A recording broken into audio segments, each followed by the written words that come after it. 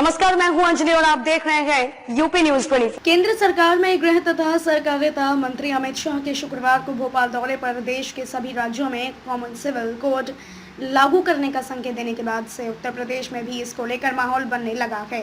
उत्तर प्रदेश सरकार में उप मुख्यमंत्री केशव प्रसाद मौर्य का मानना है कि उत्तर प्रदेश में भी कॉमन सिविल कोड लागू होना चाहिए। केशव प्रसाद मौर्य का मानना है कि सभी को समान नागरिक संहिता यानी कॉमन सिविल कोड की मांग करने के साथ ही इसका स्वागत भी करना चाहिए। उन्होंने कहा कि उत्तर प्रदेश सरकार भी इस दिशा में सोच रही है। हम इसके पक्ष में हैं और यह उत्तर प्रदेश और देश के लोगों के लिए आवश्यक है। उन्होंने कहा कि समान नागरिक संहिता भाजपा के मुख्य वादों में से एक है। भारतीय जनता पार्टी के चाणक्य माने जाने वाले अमित शाह शुक्रवार को भोपाल में थे। वहां पर उन्होंने संकेत दिया था कि देश में जल्द ही कॉमन सिविल कोड लागू हो सकता है। भोपाल में भाजपा के पार्टी कार्यालय में उन्होंने कोर कमेटी की मीटिंग में कहा कि अयोध्या का राम मंदिर, अनुच्छेद 370 और ट्रिपल तलाक जैसे मुद्दों के फैसले हो गए हैं। अब बारी कॉमन सिविल कोड की है। उन्होंने कहा कि उत्तराखंड में common civil code pilot project के तौर पर लागू किया जा रहा है।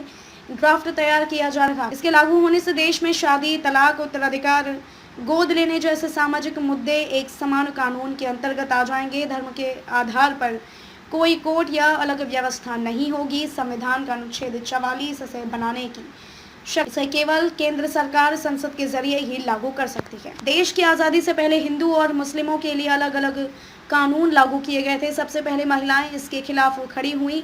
इसके बाद भाजपा ने इसे अपने 3 मुख्य मुद्दों में शामिल किया। 2014 के लोकसभा चुनाव के घोषणा पत्र में भी यह मुद्दा शामिल था। खबरों में अब तक के लिए बस इतना ही। मिलते हैं फिर किसी खास खबर के साथ। तब तक के लिए नमस्कार।